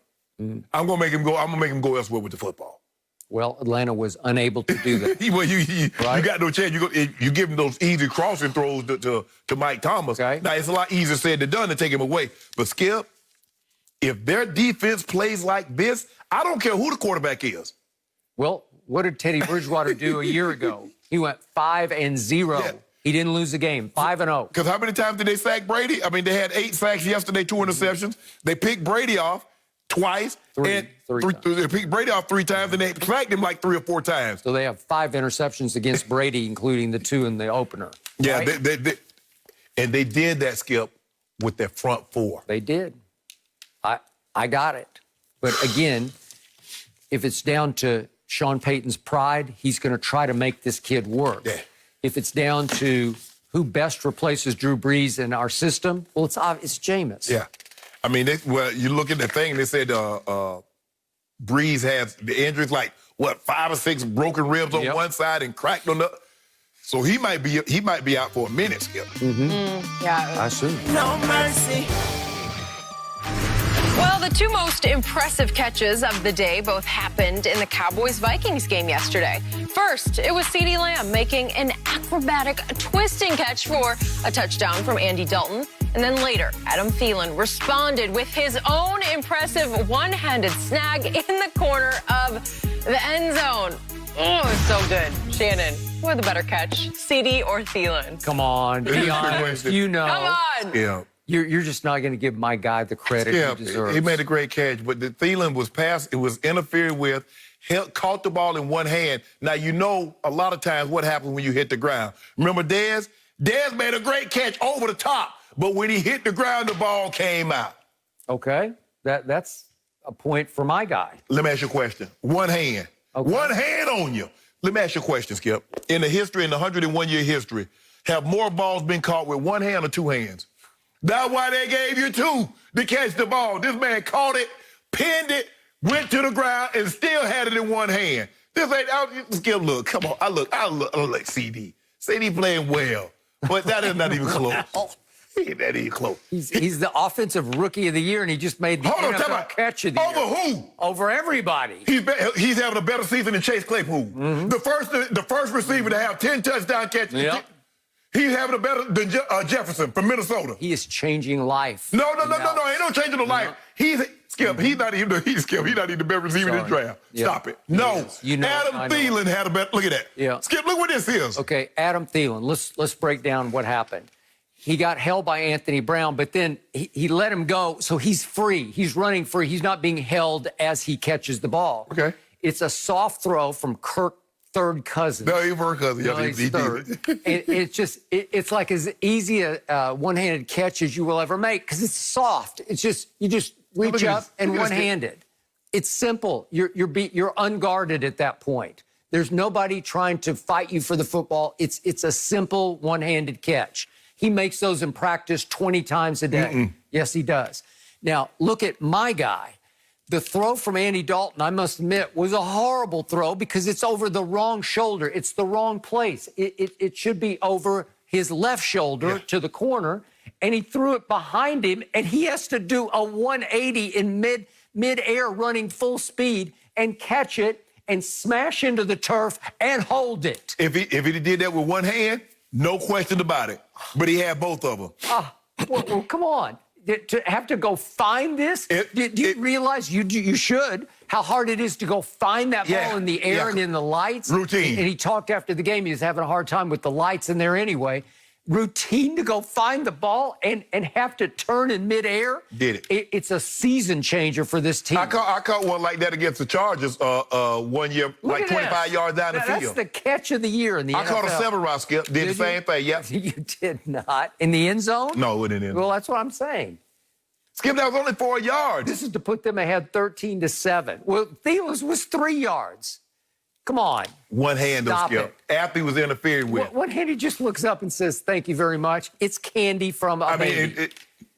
Stop. You just don't want. First of all, you don't want to give Kurt. You don't want to give my first cousin. Just look at that. Look at the stop action. He's looking at the ball. Thielen ain't even looking at the ball. He just like this right here, Skip, at the side of his eye. This is a terrible throw that he turned into a touchdown. Your guy holding it. As soon as Andy Dalton let go of the ball, I said, "Oh no!" In fact, I was afraid it was going to get picked. And he goes and does a 180 in midair and holds himself up and snags a ball and hits the turf as hard as you can hit it. So he gonna be offensive rookie of the year? Well, he is to me. So what about Justin Herbert? What are we gonna do about him? Well, how about punt returns? Yeah. What are we going to do about Justin Herbert? So we just going to disregard. Dude going to have like 35 touchdowns as a rookie. And you was like, nah, I'm just talking about the receivers. Skip, Chase Claypool. I've been watching him. I love Chase Claypool. Jefferson. This guy has turned it. He's already emerged. He's their number one receiver. I told you before it all started. You just saw Jefferson, what he did Monday night to the Bears. You just saw that. I saw what he did once to my team yesterday. Yes. He's very good, but he's not as physical and potent as that guy is. He better, Skip. Oh, stop Skip, he better. Skip the dude. You kept telling me Jerry Judy's better than CeeDee Lamb. Stop it. Give Jerry Jeudy consistent quarterback play. Because at the end of the day, it's going to come down to Skip the quarterback. Consistent quarterback play? Yeah. My guy's been playing with Ben DiNucci and Garrett Gilbert and Andy Dalton. He did have Dak. Did he have Dak for a couple of games? Yeah. Okay. He did. I'm just saying. Well, he's a I told you he's going to be their number one. He's their number one. But I thought you was like Amari yesterday. You said Amari. Yeah, he actually showed up on the road for once. Yeah. This guy's the money man. Look, that was a heck of a catch. But I'm always going to take the one-handed catch. Are you? Yeah. Well, it's simple. It's one hand. It's like Odell. I mean, he just catches them. Oh, so now his catch is better than Odell's too, huh? Which one? No, I mean one-handed catches. Odell just warms up catching them one-handed. But I'm saying that don't make it easier. Yeah, but that wasn't exactly a bullet that Cousins threw. It's a 3-yard lob. But that's the way Cousins get. Oh, stop. You make it seem like Cousins got Mahomes up. Look how defended this ball is. Stop it. Both hands. You know and I know which one it is. Both hands. Yeah. If he'd caught it with one hand, Skip, I'd say, Skip, that might be the catch of the year. But he used both of them. Why would you try to use one hand? I would have. The degree of difficulty on that catch is a 10. The degree over here is a 6. I mean, he made it more difficult than he had to. Just spin around and stay on your feet. Spin around and stay on your feet. That's what I'd have done. It's absurd. That's what I'd have done. You can have it. Okay, you can have Thielen. I got the dub. Yeah, you got the win. Yeah, exactly. That's all that really matters in this conversation. You did get the win. No mercy. Tom Brady and the Buccaneers are 4-point favorites against the Rams tonight, according to Fox Bet Sportsbook. Brady and the offense will have their hands full going up against Aaron Donald and Jalen Ramsey on the other side of the ball. So, Shannon, I start with you. Who wins tonight? I took the Rams. I'm going to stick with them, Skip. I just believe Sean McVay will come up with a game plan. The thing is to lock it up front because you can have your way with those guys on the back end. They are very reckless. They spend too much time looking in the backfield, looking at the quarterback, and they get double moved a lot. They get run by a lot. And the big key to this ball game comes down to this: 99 versus 12. He must apply immense pressure on Tom Brady. He and Leonard Floyd, Brockers, that front Kaiser, they must have big days in order to beat this team. And I'm going to take them. I say they win tonight. What do you got score-wise? I think I took 27-24. I think I took something like that. 27-24. So you said they do not cover at home a 4-point spread. I agree with you. This is an awful matchup for Tom Brady because the Rams, like the Saints, can get big heat with 4 rushers, right? Yep. So it's going to be up to Tom Brady to have more of a New England game plan than a Bruce Arians, no risk it, no biscuit, bombs away. I don't think that's going to work tonight. So I think the key performers are going to be, number 1, Rojo. It's going to have to be a Rojo game.